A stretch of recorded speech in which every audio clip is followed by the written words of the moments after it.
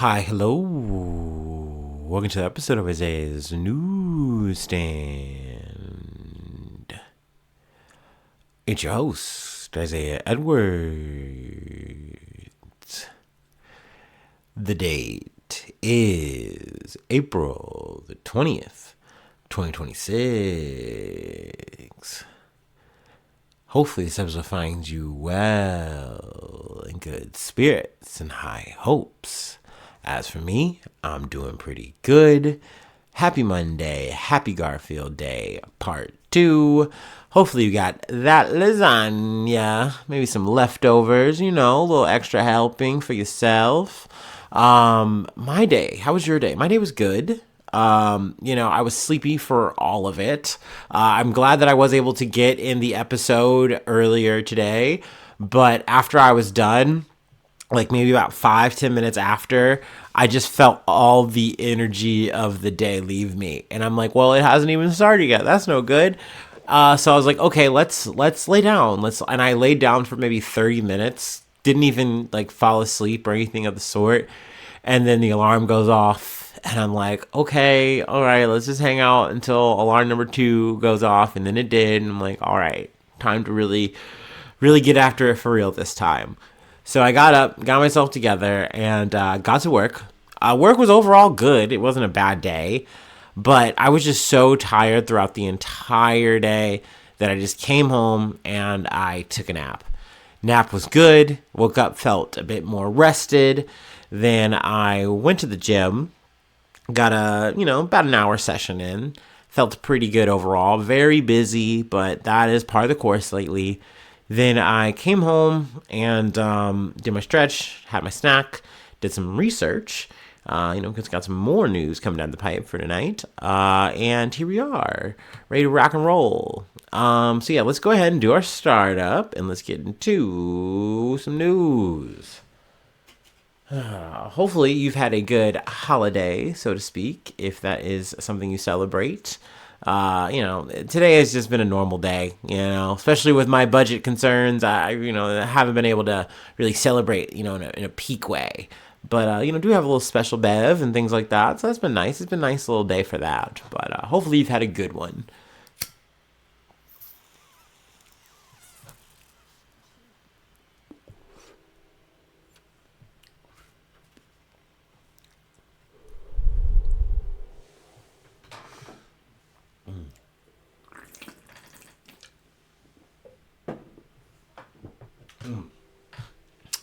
I've often said peak podcasting is having 3 drinks on deck.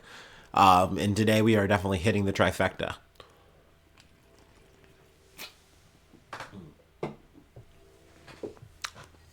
So I love that for me.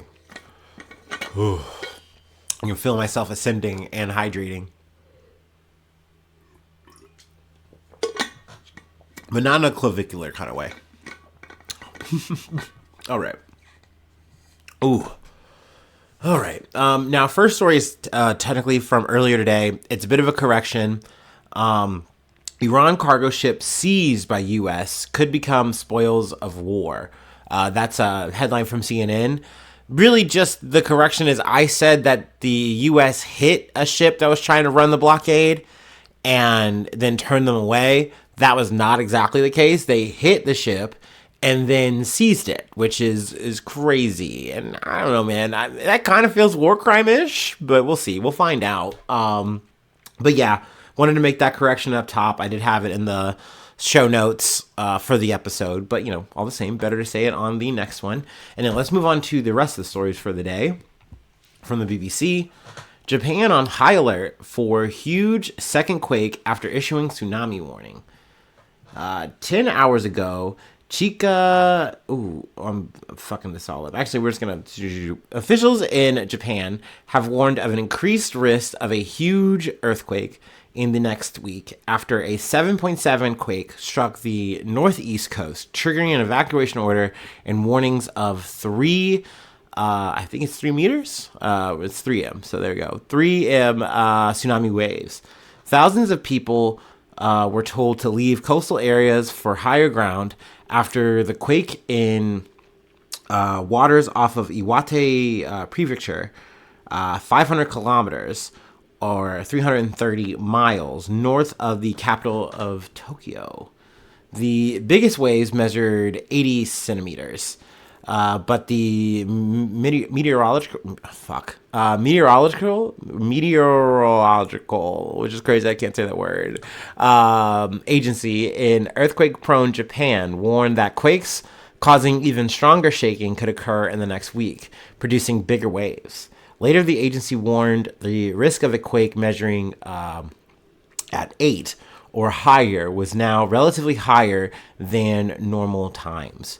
So this was, making the rounds. I will say I didn't hear of any like catastrophic damage, no injuries, no casualties. So that's good. Knock on wood for that. Hopefully we're not coming back to the area to talk about a bigger earthquake or any kind of loss and things like that, or any kind of tsunamis. But, there you go. Knock on wood again for all that. But let's move on. A bit of boat watch, bit of boat strike to talk about here. From CBS News. Strike on alleged drug boat kills 3 in Caribbean Sea, U.S. military says. The U.S. military said it launched another strike on a boat it accused of ferrying drugs in the Caribbean Sea, killing 3 people Sunday. The Trump administration's campaign of blowing up alleged drug trafficking vessels in Latin American waters has persisted since early September and killed at least 181 people in total. Other strikes have taken place in eastern Pacific Ocean. At least 54 vessels have been targeted in the campaign.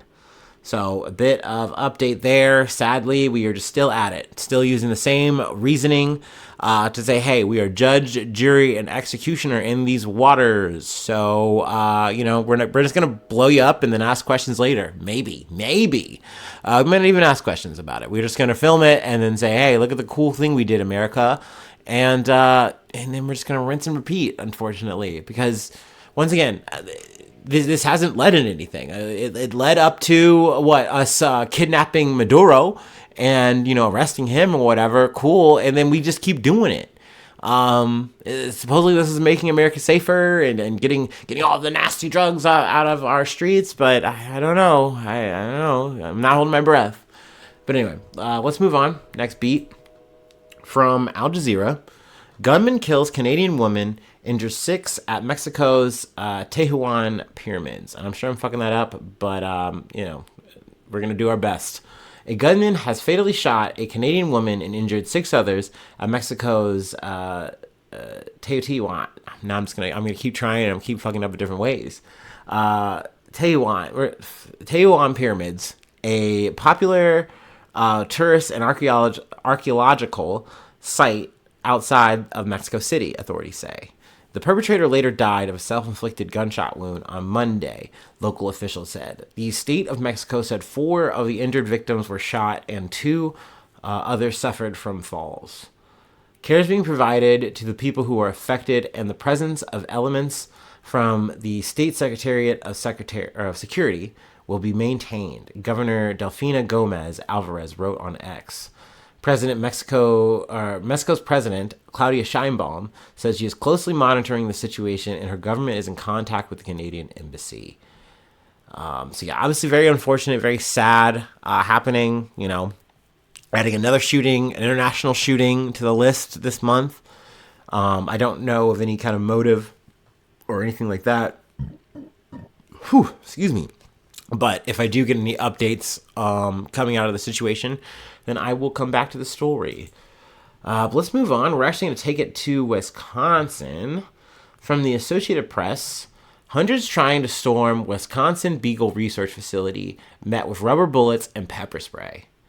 About 1,000 animal welfare activists who tried to gain entry Saturday to a beagle breeding and research facility in Wisconsin were turned back by police who fired rubber bullets and pepper spray into the crowd and arrested the group's leader. It was the second attempt in many months by protesters to take beagles from the Ridgeland Farms facility in Blue Mound, a small town about 25 miles, about 40 kilometers, southwest of the capital, Madison. Dane County Sheriff Calvin Barrett said in a video statement that 300 to 400 protesters were violently trying to break into the property and assault officers. He said protesters have ignored designated areas for peaceful protest and blocked roads to prevent emergency vehicles from entering. This is not a peaceful protest, Barrett said. Dude, that's a lot of motherfuckers ready to get rowdy for some fucking bugles. I gotta say that. Let's continue. The sheriff's department said a significant number of people were arrested out of about 1,000 protesters at the site, but did not give an exact total as they were still being processed as of the afternoon. Protesters tried to overcome barricades that included a manure-filled trench, hay bales, and a barbed wire fence. Some protesters did get through the fence, but were unable to enter the facility, where an estimated 2,000 beagles are kept, the Wisconsin State Journal reported. I just feel defeated, activist Julie Verzecki told the newspaper about 3 hours into the operation after no dogs had been successfully seized. Activists later moved from Ridgeland, the Ridgeland facility, to protest outside the jail in downtown Madison. The group Coalition to Save the Ridgeland Dogs had publicized plans to seize the dogs Sunday, but launched its operation a day earlier. That's kind of smart. The ex-account of the group's leader, Wayne Huising, posted a picture of him being arrested. Granted, maybe the better play is to not post at all. I don't know, but whatever. Who am I to say? I'm not getting bucked like this. The sheriff's department said a person who recklessly drove a pickup through the front gate of the property was arrested, preventing a potentially deadly outcome. Protesters broke into the facility in March and took 30 dogs. 27 people were arrested on trespassing and other charges. So they were successful, at least in their attempt to rescue dogs previously, and I can see where they're like, okay, well, let's try again and get more dogs out. Ridgeland had denied mistreating animals, but agreed in October to give up its state breeding license as of July 1st as part of a deal to avoid prosecution on animal mistreatment charges. On its website, it says no credible evidence of animal abuse, cruelty, mistreatment, or neglect at Ridgeland Farms has ever been presented or substantiated. Yeah, it's a very, tactful thing to say, but given that situation, I can understand why people are like, wait. So you guys know something's going on. Like, the powers that be know that something bad is going on, with these dogs. But they're just saying, okay, we're going to take away the breeding license, but you guys can research with what you got. You guys can do whatever the fuck you want to these dogs. And I think interpreting it that way, I'm like, yeah, I get why people are like ready to fucking ride for these beagles. Why they feel so passionately about these fucking beagles. And I was gonna fucking throw it out there so people don't come for me. Yeah, I'm not advocating for violent protesting. I'm not advocating for violent action.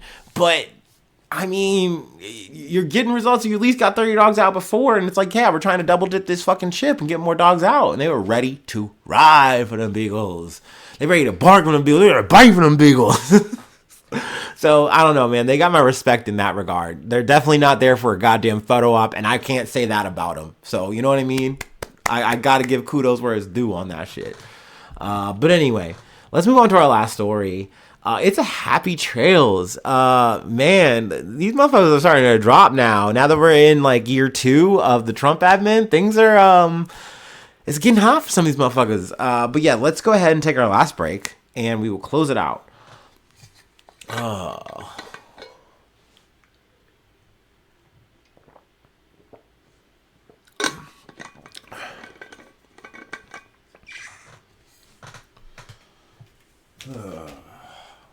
It's nice and quiet tonight.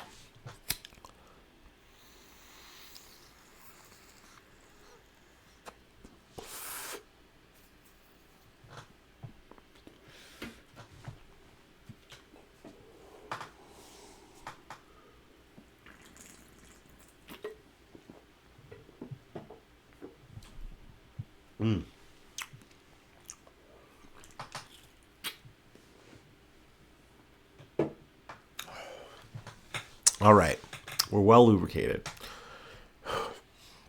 From the Associated Press. Labor Secretary Lori Chavez-DeRemer is leaving Trump's cabinet after abuse of power allegations. Labor Secretary Lori Chavez-DeRemer is out of President Donald Trump's cabinet, the White House said Monday, after multiple allegations of abusing her position's power including having an affair with a subordinate and drinking alcohol on the job. Chavez-DeRemer is the third Trump cabinet member to leave her post after Trump fired his embattled Homeland Security Secretary Kristi Noem in March and ousted Attorney General Pam Bondi earlier this month. Damn, the good girls go, huh? I'm sorry. I'm just kind of counting the cost here. Like, technically one guy, Mike Waltz or whatever, I can't remember if I'm forgetting his name right, from last year, he got fired, or, you know, he essentially just had to get demoted or just lateral position, change jobs. Three ladies so far, everyone's head who's actually rolled has been a lady. Now, look, I mean, I'm sure someone, can, speak to that and say how that's really fucked up. That seems like a sad statistic because, they're doing so much for this administration. Goddamn. In a statement posted on social media, Chavez-DeRemer praised Trump and wrote, "I am proud that we made significant progress in advancing President Trump's mission to bridge the gap between business and labor and always put the American worker first." And we'll get to that later because I want to read through all this shit. Unlike other recent cabinet departures, Chavez-DeRemer's exit was announced by a White House aide, not by the president on his social media account. Labor Secretary Lori Chavez-DeRemer will be leaving the administration to take a position in the private sector, which is a line they've used for Bondi as well. White House Communications Director Stephen Chung said on the social media site X, "She has done a phenomenal job in her role by protecting American workers, enacting fair labor practices, and helping Americans gain additional skills to improve their lives." Okay, we'll see. He said Keith Soderling, the current Deputy Labor Secretary, would become acting Labor Secretary in her place. The news outlet Notice was the first to report Chavez-DeRemer's resignation. Chavez-DeRemer's, now I think they fucked the spelling a little bit. That's okay, and nobody's perfect. Departure follows reports that began surfacing in January that she was under a series of investigations. A New York Times report last Wednesday revealed the Labor Department's Inspector General was reviewing material showing Chavez-DeRemer and her top aides and family members routinely sent personal messages and requests to young staffers. Chavez-DeRemer's husband and father exchanged text messages with young female staffers, according to the newspaper. Some of the staffers were instructed by the secretary and her former deputy chief of staff to pay attention to her family. People familiar with the investigation told the Times. It's like, that's crazy that you're essentially just saying, hey, you're going to work for us. And then also you're just going to have to field like my family. Like, what are you talking about? Like, we're supposed to be here, technically you guys are supposed to be here for the country. But I think probably everyone who's signing up for this job knows that it's like, we are here at the beck and call of Trump and his grand old fucking mission or whatever the fuck. We're not here to serve your whims, dude. But it's like, nope, actually you are. Like, these people think that they have achieved the level of status now where they get to kick their feet up and just say and do whatever the fuck they want. And it's like, I mean, technically you're not wrong. Technically these guys and gals have gotten away with it. It's not like they're facing any kind of prosecution or anything like that. No one's holding them accountable. But it's like, no, your job isn't permanent. It's not tenure now. You have to do the work. You have to not get caught doing this fucking shit. And essentially they're like, nah, whatever. Those messages were uncovered as part of a broader investigation of Chavez. Did I read that part? No. She also... we'll fast forward. Actually, no, let's read it again if we did. Those messages were uncovered as part of a broader investigation of Chavez-DeRemer's leadership that began after the New York Post reported in January that a complaint filed with the Labor Department's Inspector General accused Chavez-DeRemer of a relationship with a subordinate. So that's obviously bad practice. And then she also faced allegations that she drank on the alcohol on the job, and that she tasked aides to plan official trips for primary personal reasons. Dude, she was on her ditty shit, low key. It's like there's a part of it that's like, I almost want to say it's like, I mean, hell yeah, you want to drink a little beer on the job. I get it. Dudes rock sometimes. Fuck yeah. But it's like, no, dude, like you're in a very high position of power here. You're doing fucking like high stakes politics for the fucking world, or not the world here, but for America. Like what are we talking about here? And it's like, yeah, I'm just going to fuck around, quite literally. And then obviously that is a huge abuse of power. You know, it's not like, I fell in love in a hopeless place. Like, no, you are, taking advantage of your subordinate, like straight the fuck up. Born, whether they're with it or not, that's still an abuse of power. Both the White House and Labor Department initially said the reports of wrongdoing were baseless, but the official denials got less full-throated as more allegations emerged. And when Chavez-DeRemer might be out of a job became something of an open question in Washington. Excuse me. At least 4 Labor Department officials have already been forced from their jobs as the investigation progressed, including Chavez-DeRemer's former chief of staff and deputy chief of staff, as well as a member of her security detail with whom she was accused of having an affair, the New York Times reported. I think the secretary demonstrated a lot of wisdom resigning. Senator John Kennedy, a Republican from, I believe, Louisiana, said Monday after her departure was made public. Confirmed to Trump's cabinet on a 67-32 vote in March of 2025. Chavez-DeRemer is a former GOP lawmaker who had represented a swing district in Oregon. She enjoyed unusual support from unions as a Republican, but lost re-election in November of 2024. In her single term in Congress, Chavez-DeRemer backed legislation that would make it easier to unionize on a federal level, as well as a separate bill aimed at protecting Social Security benefits for public sector employees. See, like this might be the one shining grace about her that's like, oh wow, like that's kind of nice. That's kind of very reach across the aisle of you. But I mean, I guess it's kind of coded too to her background. I think coming from like a union family. They get into it. We'll keep reading. Some prominent union labor unions, including International Brotherhood of Teamsters, backed Chavez-DeRemer, who is a daughter of a Teamster, for labor secretary. Trump's decision to pick her was viewed by some political observers as a way to appeal to voters who are members of or affiliated with labor organizations. But other powerful labor leaders were skeptical when she was tapped for the job, unconvinced that Chavez-DeRemer would pursue a union-friendly agenda as a part of becoming GOP administration. In her Senate confirmation hearing, some senators questioned whether she would be able to uphold that reputation in an administration that fired thousands of federal workers. Aside from reports of wrongdoing in recent months, Chavez-DeRemer had been one of Trump's more lower-profile cabinet picks, but took key steps to advance the administration's deregulatory agenda during her tenure. Which, I mean, I've heard her name 0 times till today, which she is now being fired. But apparently everybody knew that she was at it in a really fucking bad way. And but that being said, she was doing the work. Much like McMahon is in the education department saying, hey, if you want me to try to dismantle this shit, then I'm going to go ahead and just fucking dismantle this shit as many bricks as I can get out of it. For instance, the Labor Department last year moved to rewrite or appeal more than 60 workplace violations it saw as obsolete. The rollbacks included minimum wage requirements for healthcare workers and people with disabilities, and rules governing exposure to harmful substances and safety procedures at mines. The effort drew condemnation from union leaders and workplace safety experts. The proposed changes also included eliminating a requirement that employers provide adequate lighting for construction sites and seat belts for agriculture workers in most employer-provided transportation. It's crazy because, once again, I love hearkening back to the motto of this administration that we are a common sense government now. Like, that is what we're about. And it's like, these things that we have in place are common sense things. People need them to operate on the job safely and efficiently. And you're like, fuck it. Well, let's leave that up to, the corporations to decide. The people, like, come on, dude. Just make this shit flat. It already works. And it's like, we're going to pay our way at this. We're going to change it. We don't need it.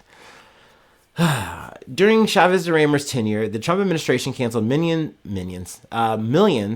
of dollars in international grants that a Labor Department division administered to combat child labor and slave labor around the world, ending their work that had helped reduce the number of child laborers worldwide by 78 million over the last 2 decades. And we've covered stories like that, even in the Biden administration, like whether you're actually focusing on, not to say the Biden administration was, but like, even when you say like, hey, we're actually more about it, like this is the thing, but to then say, hey, we're going to just try to make it easier for these things to happen. Well, guess what? It will happen.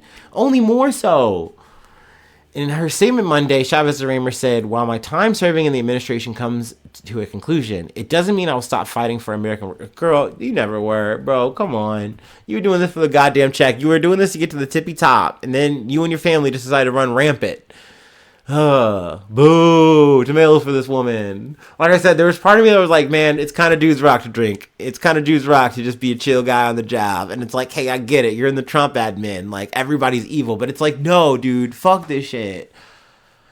And then doing this all in the guise of like, no, you're for the people. Like, you know, I'm a daughter of the union. I'm about this shit. Like, no, dude. They were definitely right to be worried.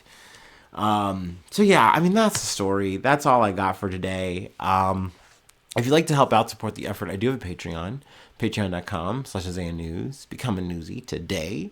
Free ways to hit me up, IsaiahNews1@gmail.com. Feel free to follow me or the podcast on any of the socials. Subscribe to the YouTube. Follow on TikTok. Follow on Spotify. Follow on Apple Podcasts, wherever you like to listen.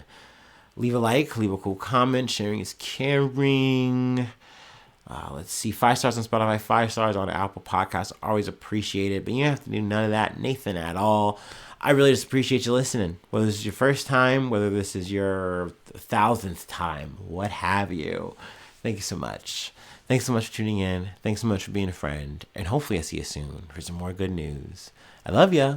Bye-bye. Mwah.